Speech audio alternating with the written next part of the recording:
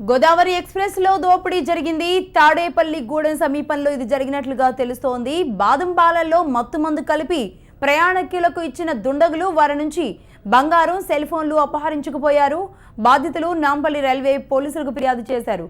బాధితుల్లో ముగ్గురు ఇంకా అపస్మారక స్థితిలోనే ఉండడంతో ఆసుపత్రికి తరలించి వారికి చికిత్స అందిస్తున్నారు. దీనికి సంబంధించిన మరిన్ని డీటెయిల్స్ సందీప్ అందిస్తారు. సందీప్, ఎప్పుడు ఈ ఘటన జరిగింది? మొత్తంగా గంటన్నర క్రితమే ఈ ఘటన జరిగింది.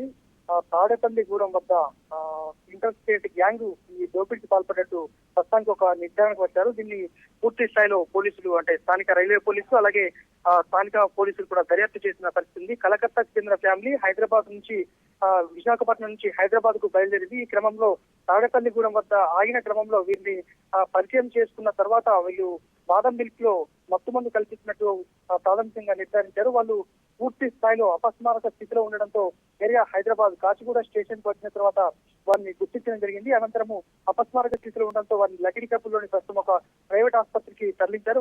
వారి నుంచి కొద్దిగా వివరాలు సేకరించే ప్రయత్నం చేసినప్పటికీ వారు పూర్తి అపస్మారక స్థితిలో ఉండడంతో కొన్ని వివరాలు వెల్లడించేందుకు వారు ఇప్పుడే ఇంకా కోలుకునే పరిస్థితి లేదు. ఈ నేపథ్యంలో వారు ఇచ్చిన ప్రాథమిక వివరాల ఆధారంగా అయితే ప్రస్తుతం దర్యాప్తు చేపట్టారు. ఇది అంతర్రాష్ట్ర ముఠా ప్రమేయంగానే ప్రస్తుతానికి ఒక నిర్ధారణ కావడం జరిగింది. మొత్తంగా వీరి వయసు సుమారు భర్తది 65 సంవత్సరాలు కాగా ఆమె 50 సంవత్సరాలు ఉంది. వీటితో ఉన్న 23 సంవత్సరాల బాబు కూడా ఉన్నారు. ఈ మొత్తం ఈ ముగ్గురి వద్ద ఉన్నటువంటి సెల్ ఫోన్లతో పాటు బంగారం అలాగే నగదుతో సహా వీరు ఉడాయించిన పరిస్థితి ఉంది. ఇక తాడేపల్లి గూడెం వద్ద ఘటన జరగడంతో ఆ ప్రాంతంతో పాటు ఆ ఏరియాలో వచ్చేటువంటి ప్రాంతంలో ఉన్న సీసీ ఫుటేజ్ అయితే ప్రస్తుతం అధికారులు పరిశీలిస్తున్నారు. మొత్తంగా ఈ ఘటనతో అంటే పోలీసుల బందోబస్తు రైల్వే పోలీసులు బందోబస్తు ఉన్నప్పటికీ కూడా ఈ ఘటన జరగడం పట్ల పోలీస్ శాఖ ఇప్పుడు అప్రమత్తమైనటువంటి పరిస్థితి కనిపిస్తోంది. లక్ష్మి, మరి అపస్మారక స్థితిలో ఉన్న వారి ఆరోగ్య పరిస్థితి ఏ విధంగా ఉంది?